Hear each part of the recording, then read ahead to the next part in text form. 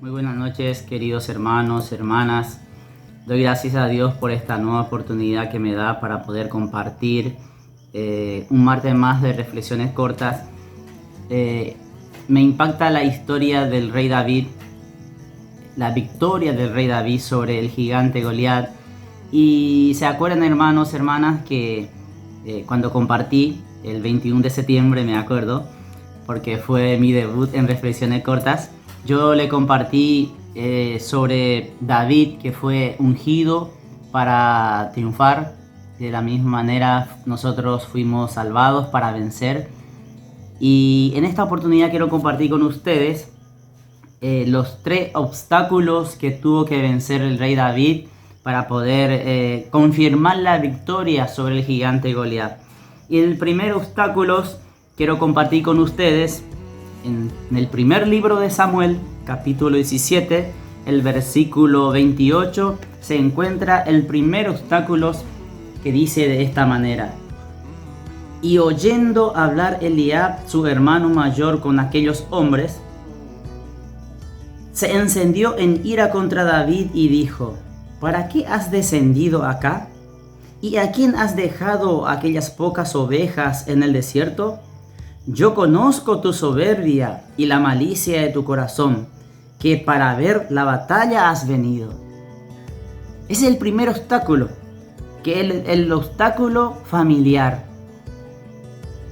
Entonces, hermanos, el rey David no le hizo caso a este primer obstáculo, porque él sabía de que ese intento por evitar la victoria de David sobre el gigante Goliat no provenía de su hermano Eliab.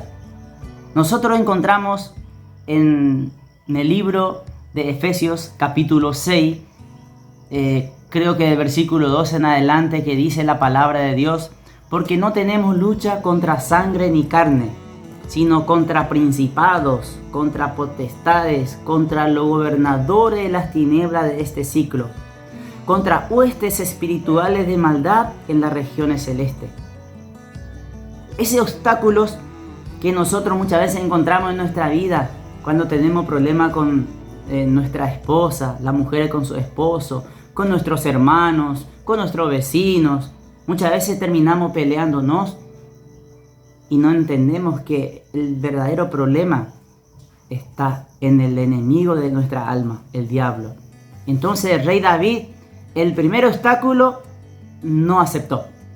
El segundo obstáculo fue el obstáculo de su propio gobierno.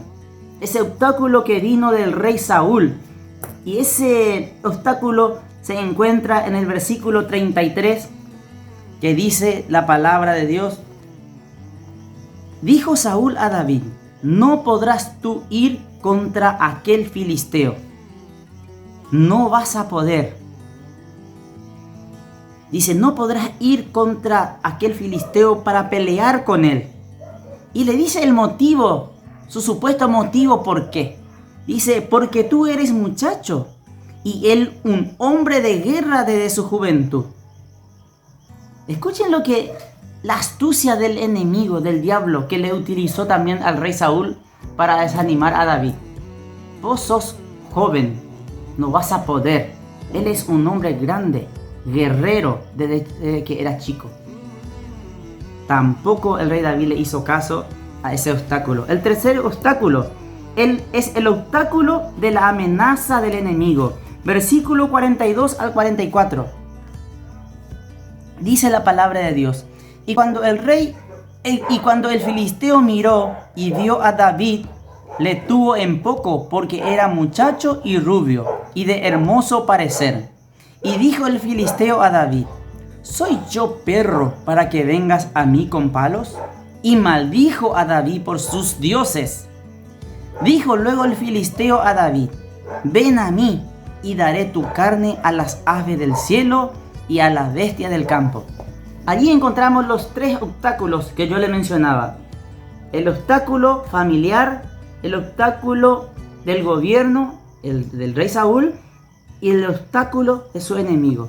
Pero a ninguno de estos obstáculos le hizo caso David y avanzó. Se puso en línea de batalla. Ese el rey David era un hombre valiente, un hombre, a pesar de que es joven, muchacho. También me viene a la memoria de un joven líder del pueblo de Israel, el sucesor de Moisés, que se llama Josué. También era un hombre joven que Dios le dio la responsabilidad de que después de la muerte de Moisés, para que él sea el que le haga poseer a los israelitas la tierra que Dios mismo le prometió a su pueblo. Pero como era joven, seguramente tenía de todo, tenía temor, era un hombre que según él no podía. Pero escuche la palabra de Dios que dice en Josué capítulo 1, versículo 5 al 9, y le voy a leer con la traducción, nueva traducción viviente. Le dice Dios a Josué: nadie podrá hacerte frente mientras viva, pues yo estaré contigo como estuve con Moisés. No te fallaré ni te abandonaré. Sé fuerte y valiente, porque tú serás quien guíe a este pueblo para que tome posesión de la tierra que juré a sus antepasados que les daría. Sé fuerte y muy valiente. Ten cuidado de obedecer todas las instrucciones que Moisés te dio. No te desvíes de ellas ni a la derecha ni a la izquierda. Entonces te irá bien en todo lo que hagas. Estudia constantemente este libro de instrucción. Medita en él de día y de noche para asegurarte de obedecer todo lo que allí está escrito.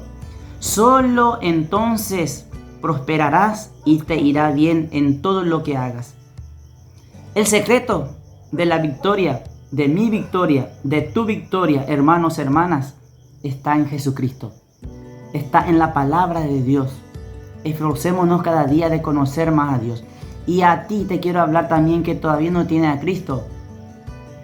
Tu fracaso, tu supuesto fracaso, tu supuesta circunstancia que no tiene solución, yo quiero animarte hoy que sí tiene solución. Acepta a Cristo como Salvador. La palabra de Dios dice: de manera que así alguno está en Cristo, nueva criatura es. Las cosas viejas pasaron, quedaron atrás. He aquí todas son hechas nuevas. Dios te quiere regalar lo más importante, el perdón de pecado y la vida eterna. Y de allí en adelante vas a empezar de ir de victoria en Cristo Jesús, en la vida nueva que Dios te ofrece. Entonces, el último versículo dice, mi mandato es, otra vez Dios le repite a Josué, sé fuerte y valiente. Le agrega dos cosas más, no tengas miedo ni te desanimes, porque el Señor tu Dios está contigo donde quieras que vayas. No tengas miedo, no te desanime, sé fuerte, sé valiente. Dios nos ofrece la vida eterna y todas las demás cosas. Que Dios le bendiga a cada uno, hermanos, hermanas.